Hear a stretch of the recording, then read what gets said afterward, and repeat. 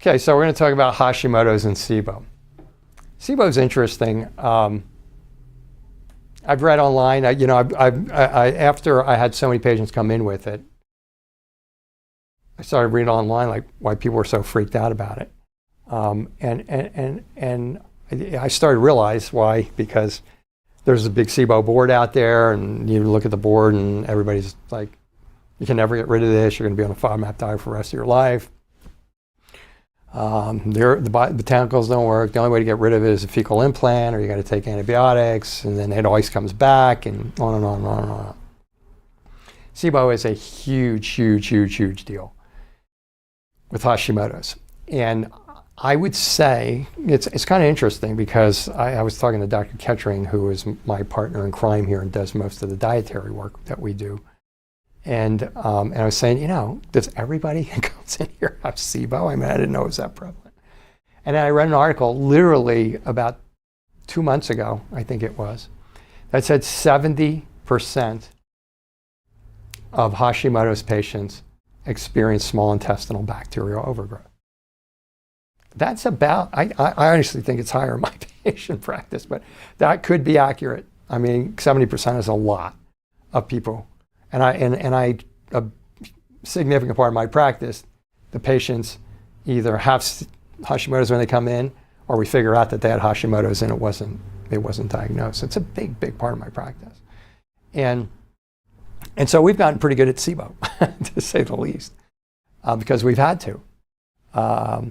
And so small intestinal bacterial overgrowth, why is it so important? So in the hierarchy of things that you have to do relative to getting your immune responses under control with autoimmune thyroid disease. So quick recap, you have autoimmune thyroid disease, you have an attack against your thyroid, there's 42 different triggers. You have to find out what the triggers are, and then you have to start figuring out how to get rid of those triggers. And it's not just a matter of, okay, I've got 12 of those triggers, I'm just going to stop that. Some of these things you got to fix. And some of them you have to fix in an exact order, or if you don't fix them in the right order, you're going to get sabotaged. And as more people than not on those boards say, it's going to come back. And there's a way to stop that from happening, but that's another subject for another time. Why is it important? So basically what happens is you develop SIBO because you get a broken down digestive system.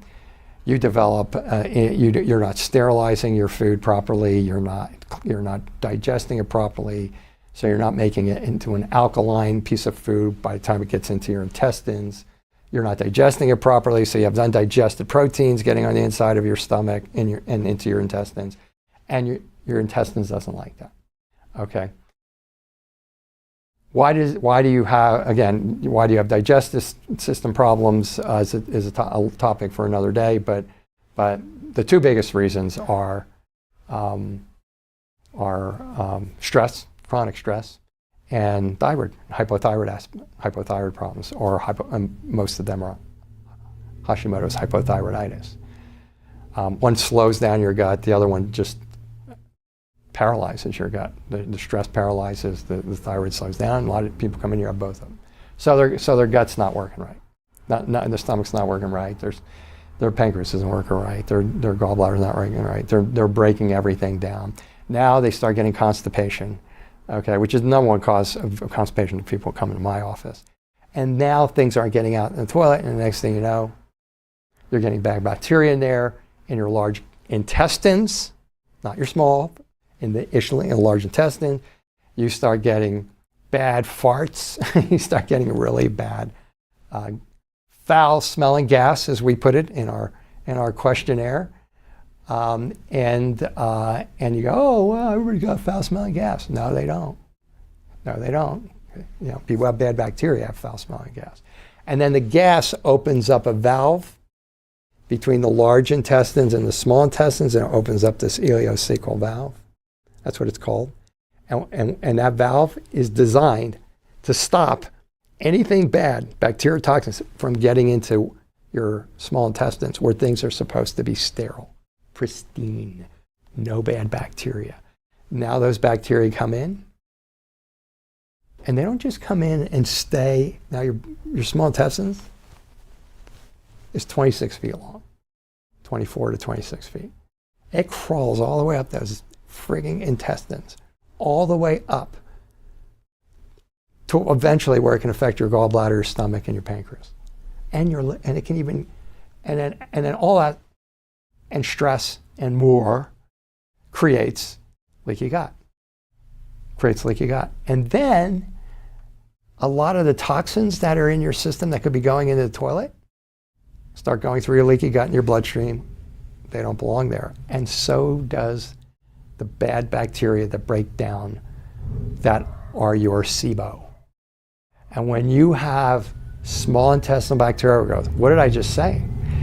It can affect, this is the third biggest cause of constipation, by the way. It can cause your stomach, your gallbladder, and your pancreas to stop digesting. So now you have this vicious cycle where the broken down digestion caused the SIBO, and now the SIBO in turn is going back and causing the broken down digestion in this huge vicious cycle. Okay. And then you have the leaky gut, and you have these particles of the small intestinal bacteria break down, and their cell walls, when the bacterial cell walls break down, they are massively toxic. Look up capital L, capital P, capital S, lipopolysaccharides. I don't have a particularly long presentation on it because you could be reading on lipopolysaccharides for days and all the things that they do to you. There's a big part of joint pain, there's a big part of muscle pain, this is a big part of fibromyalgia pain, this is a big part of brain fog. It can trigger autoimmunity. It can, if it's affecting your gallbladder, this is the number one cause of, like, by the way, distension and bloating. Like the number one cause of distension and bloating. And if you have alternating constipation and diarrhea, it's like the number 2 cause or number 3 cause of alternating irritable bowel syndrome. Okay, is that a big deal? Well, most of my patients have bad guts when they come here, so it's a pretty big deal. 75% of your immune system is there. If you're trying to dampen immune attacks against your thyroid, you don't want 75% of your immune system exposed to this all day long. And then these bacteria get out of the leaky gut that it has helped to create, and now all bets are off. Because these bacteria attach to your white blood cells. Where do your white blood cells go? Everywhere. Everywhere. They're part of your immune system. This is why I have a chart on this, and when I show it to people, they gasp as to all the things. And this can cause your insulin not to work. So you can be somebody who's got diabetes or pre-diabetes, and you're going, but I eat perfectly, and I run 20 miles every day, and how can I have pre-diabetes or diabetes? This is how you can have it.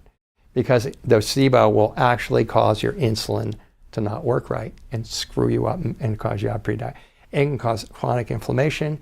It can cause obesity. It'll cause you to not be able to digest your fat-soluble vitamins. So one of the many reasons people come in here and their vitamin D is like in the toilet and like non-existent is because their gallbladder's not working right. It's not working right because the SIBO's creeped up there.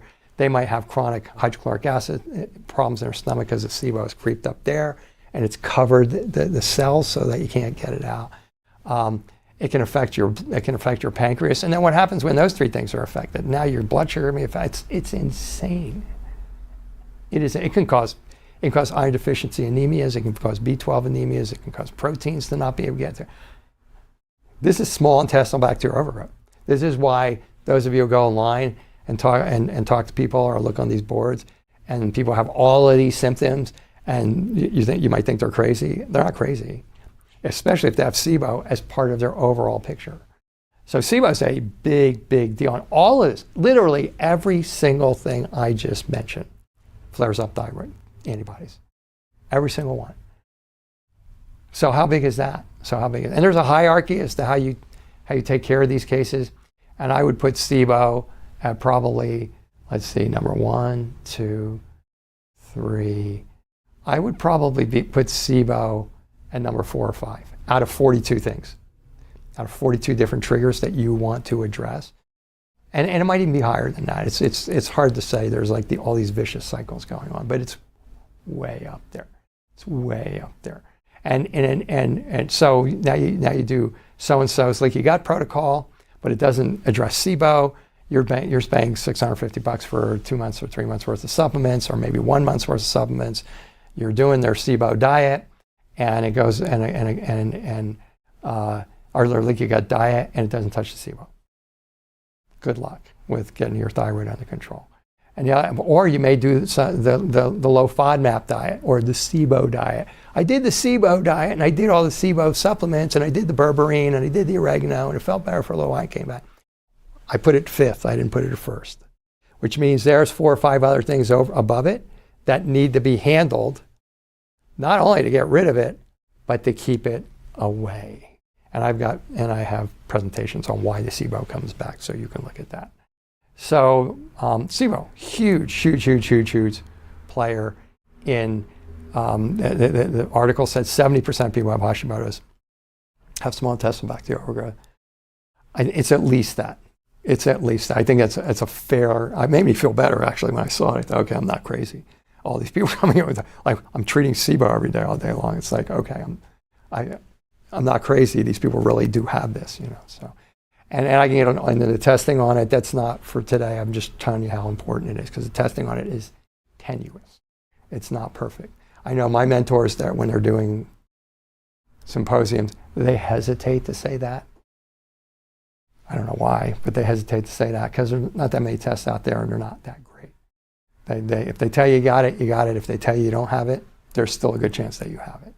So there's other ways of figuring out if that person's got SIBO that are literally more effective than that. They're a little bit more labor intensive, but they are more effective than that. So I'll throw that in there at the end. So that's SIBO and Hashimoto's, and I think all the main points that you really need to understand about the clinical relevance of SIBO when you have Hashimoto's.